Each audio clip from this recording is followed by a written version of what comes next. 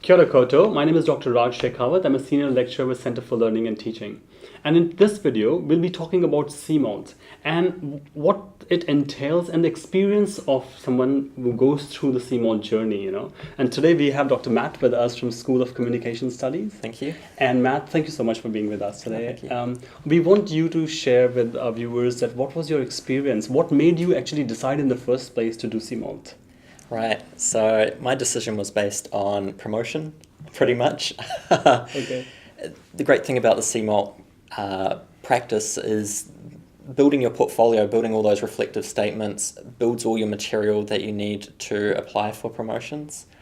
Here at AUT, and I'm sure it's the same with many other places, you need evidence of your contributions to teaching and excelling at teaching, and having the CMALT stamp that someone external has looked over your work and given it the thumbs up, and building that portfolio is also really helpful for those applications. Fantastic. So what I'm hearing from you is the working on the CMALT portfolio, it had a reflective component, and you had Yes. to collect evidence of the things which you're doing in your teaching and learning. Yes. So that sort of helped you really, really well to sort of not only understand yourself better as a teacher, but also it helped in your professional development as well, isn't it? Yes, absolutely. Fantastic. Yeah. So in terms of the time commitment, because I imagine you were doing full-time job and you must Yes. have other commitments. So how did CMALT fit in that picture?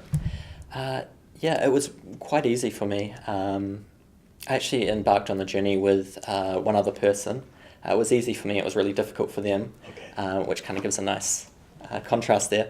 I'd been doing quite a lot of stuff in educational technology. I'd flipped my classrooms, I'd built online resources.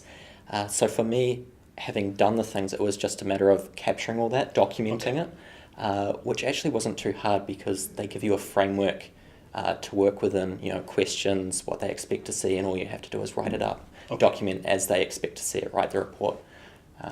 Fantastic. Yeah. So in terms of, let's say, in terms of time commitment, you would say how many months it take you to sort of complete your portfolio altogether? Right. It took me about a week to understand what they were looking for, Yes. reading through all the documentations while working, just on the side. Fair enough. And then I dedicated, I think, a week to each of the 5 criteria they were Yes. looking for and writing those up. Okay. Yeah. So let's say that roughly around 2 months' time, you were Yeah. sort of ready with your portfolio? Yes. Okay.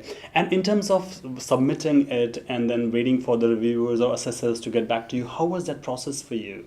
Ooh, it was a while ago.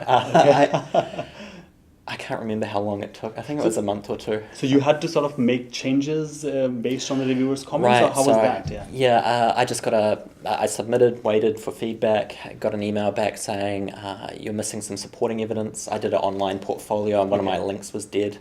So they just kind of asked, where's the supporting material, updated the link, and then Fair enough. they got back to me saying, yeah, you're good. Oh, fantastic. You get the stamp. Yeah. That's great. And so if you have to give 1 or 2 suggestions to potential people who are watching us and who are interested in doing CMALT, what sort of suggestions you would like to give to them? If you've done lots, it's easy. All you need to do is capture that and report on that. If you're thinking about doing it, perhaps read through the documentation and what they're expecting to see, and start implementing some technology in the classroom, and work on that first, and then you've got something to report on. Fantastic. And the other thing, big thing, is stick to what they're asking for and all the criteria. They're looking for very specific stuff in the report. It is a report, you just need to report on what you've done. Fair enough. All right. On the concluding note, could you tell us what are your views about using technology for teaching in general? Oh, fantastic. I love using technology in the classroom. I don't think it reduces workload, but I think it creates a more engaging experience.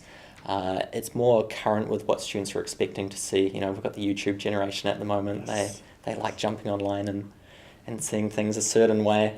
So I'm all for it. Fantastic. Thank you so much, Matt, for talking to us. And if you're interested in doing CMALT Fellowship, you could contact Center for Learning and Teaching. We have got academics here. We have especially Dr. Tom Cochran, who's doing a lot of work about CMALT. You can get in touch with him as well. So thank you so much for watching, and thank you, Matt. Thank you. Cheers. Cheers.